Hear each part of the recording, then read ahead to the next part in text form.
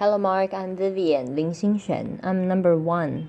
I'm a junior, and the title of the speech is Asking for Help is a Strength, Not a Weakness. The speaker is Michelle L. Sullivan. We all have milestones in life that we remember so vividly. The first one for me was when I was entering kindergarten. My big brother was in school, and by golly, it was my time. And I went trotting down that hallway. I was so excited. I almost wet myself. And I go to the door, and there was a teacher with a warm welcome. And she took me into the classroom, showed me my little cubby hole. We all remember those little cubby holes, don't we? And we put our stuff in there. And then she said, go over to the circle and play with the kids until class starts. So I went over there and plopped down like I owned the place, and I'm playing. And all of a sudden, the boy next to me, he was wearing a white shirt with blue shorts.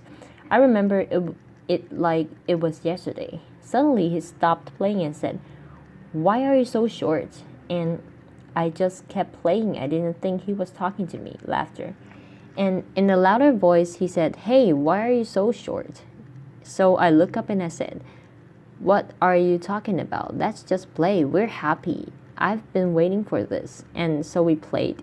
And about a minute later, the girl next to him in a white shirt and a pink skirt stood up, put her hands on her hips and said, yeah, why do you look so different? And I went, what are you talking about? I don't look different. I'm not short. Again, let's just play.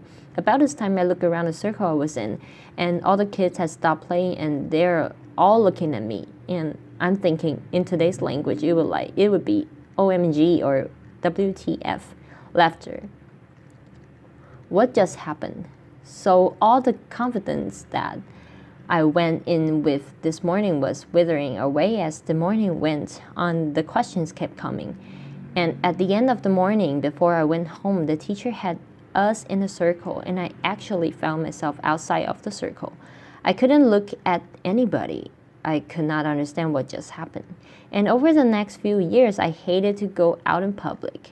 I felt every stare, every giggle, every pointed finger, not the finger, but every pointed finger, and I hated it. I would hide behind my parents' leg like nobody could see me. As a child, you can't understand another child's curiosity nor an adult's ignorance. It became very apparent to me that the real world was not built for someone of my size, both literally or figuratively. And so I have no anonymity, as you can probably tell, and while you can see my size, we all go through many challenges through our lifetimes, and some you can see like mine, most you can't. You can tell if someone's dealing with a mental illness, or they're struggling with their gender identity, they're caring for an aging parent, they're having financial difficulty. You can't see that kind of stuff. So while you can see one of my challenges is my size, seeing does not mean you understand what it's truly to be me on a daily basis or what I go through. And so I'm here to debunk a myth. I do not believe you can walk in someone else's shoes, and because of that, we must adopt a new way of giving ourselves. Simply stated, I will never know what it's like to be you, and you will never know what's it like to be me. I cannot face your fears or chase your dreams, and you can't do that for me. But we can be supportive of each other. Instead of trying to walk in each other's shoes, we must adopt a new way of giving ourselves. I learned at an early age that I did have to do some things different than most people, but I also learned there were things I was on equal footing with, and one of those was the classroom. Hey, I was equal. As a matter of fact, I excelled in the classroom. This was vitally important. I discovered as I grew older and realized I wasn't going to be able to do a physical job. I needed an education, so I went on and got a university degree, but I felt to be one step ahead of everyone for employment. I need to have an advanced university degree, so I went ahead and got that. Now I'm ready for my interview. Remember your first interview? What am I going to wear? What questions? And don't forget that firm handshake. I was right there with you. So 24 hours before my interview, a friend of mine whom I've known all my life called and said, Michael, Michelle, the building you're going in has steps. And she knew I couldn't climb steps, so suddenly my focus changed in my shoes. I was worried about how am I going to get there. So I went early and found a loading dock and got in and had a great interview. They had no idea what I went through for the day, and that's okay. You're probably thinking my greatest challenge that day was the interview or getting in the building. In reality, my biggest challenge that day was getting through the loading dock without getting run over.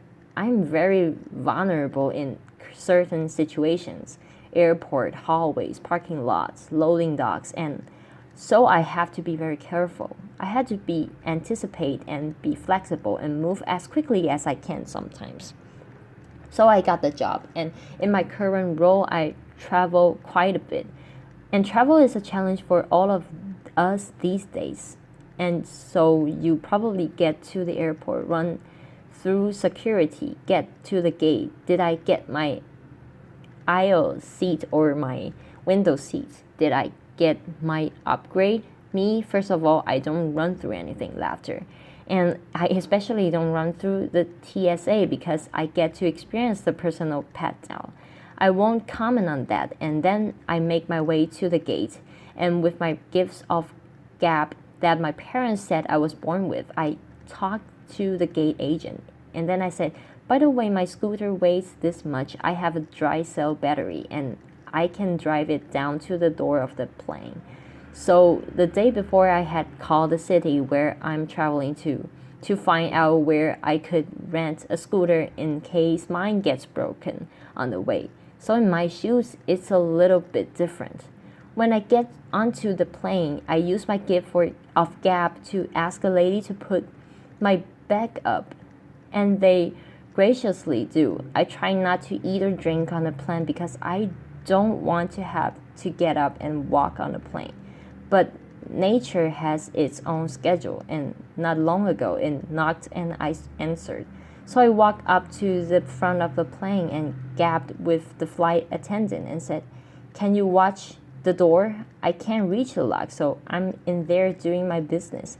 And the door flies open, and there's a gentleman there with a look of honor on his face.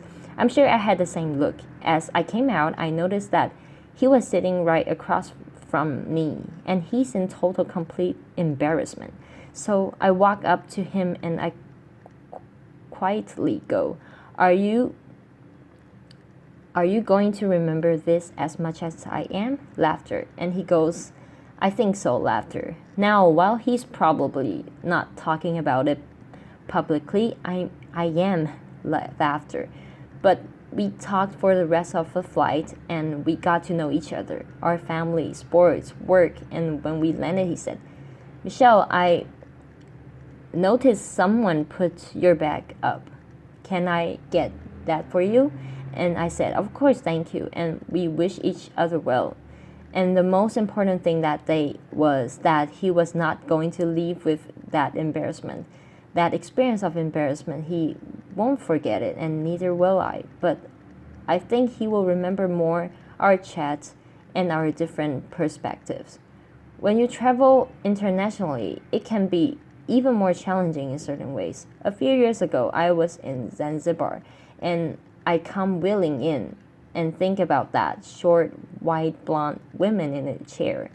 That doesn't probably happen every day, so I go up, and with my gifts of gap, I start to talk to the agent so friendly, and I asked about their culture and so forth, and I noticed there wasn't a jet bridge, so I had to kind of say, not only do you have to lift my chair, I could use some help getting up the steps. So we got to spend about an hour together while we waited for the flight, and it was the most magnificent hour. Our perspective changed for both of us that day. And once I got on the flight, he patted me on the back and wished me well. And I thanked him so much. Again, I think he's going to remember that experience more than when I first came in, and there was a bit of hesitation. And as you notice, I get a lot of help. I would not be where I am today if it was not for my family, my friends, my colleagues, and many strangers that help me every single day of my life. And it's important that we all have a support system. Asking for help is a strength, not a weakness. Applause.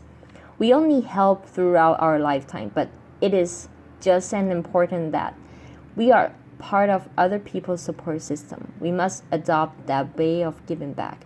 We all obviously have a role to play in our own successes, but think about the role we have to play in other people's successes, just like people do for me every single day. It's vitally important that we help each other because society is increasingly placing people in silos basis on biases and ideologies. And we must look past the surface and become confronted with the truth that none of us are what you can see. There's more to us than that, and we're all dealing with things that you cannot see. So living in a life free of judgment allows all of us to share those experiences together and have a totally different perspective, just like the couple of people I mentioned earlier in my stories. So remember, the only shoes you truly can walk in are your own. I cannot walk in yours. I know you can walk in my size. Once, laughter. But you can try. But we can do something better than that. With compassion, courage, and understanding, we can walk side by side and support one another. And think about how society can change if we all do that instead of judging on only what you can see. Thank you. Applause. Thank you.